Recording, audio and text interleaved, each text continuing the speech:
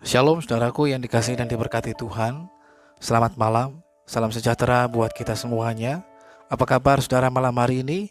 Doa kami saudara selalu dalam keadaan yang luar biasa baik, tetap dalam penyertaan dan pemeliharaan Tuhan yang hidup. Puji Tuhan, jumpa lagi dengan saat teduh dan doa sebelum tidur malam hari ini.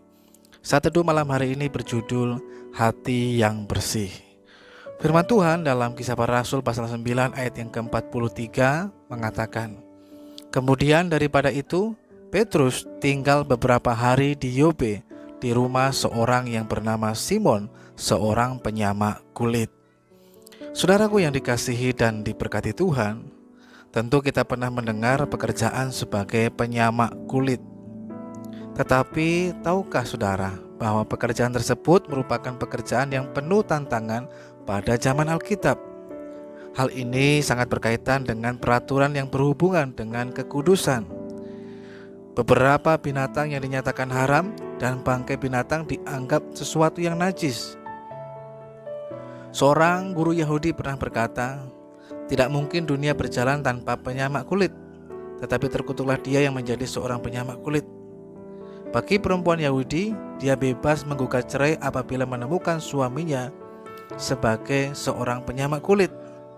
Seorang yang bernama Vernaux pun pernah berkata, menginap bersama seorang penyamak kulit adalah sebuah langkah menuju pada makan bersama orang kafir. Inilah yang menyebabkan penyamak kulit bukan pekerjaan utama di Israel. Di samping itu, bau yang tidak menyenangkan dari pekerjaan tersebut membuat orang semakin tidak menyukainya. Oleh sebab itu, para penyamak kulit tinggal jauh di luar kota. Dengan kondisi seperti itu, tidaklah mengherankan kalau Alkitab tidak menyebut secara luas tentang pekerjaan penyamak kulit. Hanya 3 ayat yang menyebutkan tentang penyamak kulit, di mana semua ayat tersebut menuju kepada Simon. Rumah Simon ada di Yope, kota di pesisir laut, sesuai dengan pekerjaannya. Inti dari pekerjaan penyamak kulit adalah mengolah kulit binatang sampai menjadi bahan baku yang akan dibuat menjadi kantong air, kantong anggur, menjadi kain, ikat pinggang, alas kaki, tutup kemah, dan alat tulis. Biasanya kulit yang sampai ke tangan seorang penyamak sudah kering dan kaku serta dihiasi darah yang menempel dengan tidak beraturan. Oleh penyamak, kulit tersebut kemudian dibersihkan dengan air dan sekaligus dilemaskan. Kemudian penyamak akan memukul-mukul atau menggosok-gosokkan pada batu untuk menghilangkan daging atau lemak yang masih menempel. Untuk menghilangkan bulu-bulunya, kulit direndam di dalam air yang bersifat basah. Bahkan seringkali dicampur dengan air seni binatang.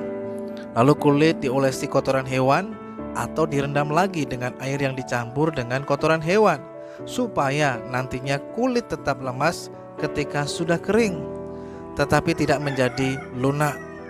Kemudian kulit dikeringkan, dan kombinasi air seni serta kotoran binatang dengan pembusukan daging inilah yang menebarkan aroma yang sangat tidak sedap dalam proses penyamakan kulit. Saudaraku yang dikasihi dan diberkati Tuhan, sekalipun orang Yahudi menganggap penyamak kulit adalah seorang yang najis, yang kotor, dan tidak kudus, tetapi Tuhan Yesus siap menerima Simon menjadi muridnya. Bagi Tuhan, yang najis bukanlah yang tampak dari luar atau lahiriah, tetapi hati yang penuh dengan kejahatan yang kemudian keluar dan memancar dalam perkataan, sikap, maupun perbuatan. Ini yang kemudian menjadi pelajaran penting bagi kita, yaitu agar kita mengutamakan kebersihan hati kita dari segala kejahatan, dari segala hal yang tidak benar dan tidak berkenan kepada Tuhan, sehingga kita tidak hanya sekedar mempermasalahkan kenajisan yang hanya bisa dilihat secara mata jasmani. Tuhan lebih melihat kepada sikap hati seseorang dibandingkan sikap tubuh atau sikap perilaku seseorang. Oleh karena itu, malam hari ini mari kita bersama-sama memeriksa hati kita masing-masing. Tidak perlu kita memeriksa kehidupan orang lain atau bahkan menghakimi orang lain, tetapi mari belajar hari demi hari untuk memeriksa hati kita dan memohon kepada Tuhan untuk menyelidiki hati kita. Apakah hati kita bersih atau tidak? Kalaupun ada sesuatu yang masih kotor, ada batu atau sesuatu yang lain yang mengganjal dalam hati kita, maka itu perlu dibersihkan. Relakanlah diri kita untuk dibersihkan oleh firman Tuhan, sehingga tidak ada lagi kekecewaan, kepahitan, iri hati, kedengkian, dan lain sebagainya. Tapi hati kita murni, hati kita tulus, hati kita kudus, bahkan bersih di hadapan Tuhan. Maka ketika hati kita bersih, itu akan memancarkan kehidupan, bukan kematian. Hati kita bersih akan memancarkan terang, bukan kegelapan. Hati kita bersih akan memancarkan hal yang manis, bukan hal yang pahit. Menyembuhkan, bukan melukai. Mari kita datang kepada Tuhan dalam doa.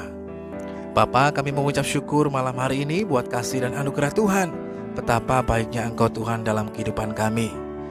Kami mohon pengampunan di hadapan-Mu Tuhan, kalau selama ini kami masih memiliki hati yang tidak bersih. Tapi malam hari ini biar melalui firman Tuhan kami terus belajar, agar dalam kehidupan kami mau menyelidiki hati, mengintrospeksi diri kami, mengevaluasi diri kami, sehingga makin hari makin dibaharui terus di dalam Tuhan, memiliki hati yang baru, hati yang mengasihi Tuhan, hati yang takut akan Tuhan, sehingga hati yang memancarkan kehidupan. Terima kasih Roh Kudus. Kiranya Roh Kudus Tuhan terus menolong kami semuanya, sehingga ketika hati kami bersih, maka yang keluar lewat ucapan perkataan kami, sikap, tindakan, dan perilaku kami adalah hal yang benar dan berkenan kepada Tuhan, tetapi juga menjadi berkat bagi banyak orang. Malam hari ini kami menyerahkan hidup kami dalam tangan Tuhan. Tuhan kiranya menyatakan penyertaan dan pertolongan-Mu atas kami semuanya, sehingga kami dapat beristirahat, tidur dalam pertolongan, dalam perlindungan Tuhan yang hidup. Terima kasih Tuhan yang baik. Di dalam nama Tuhan Yesus Kristus kami berdoa dan mengucap syukur malam hari ini. Haleluya. Amin.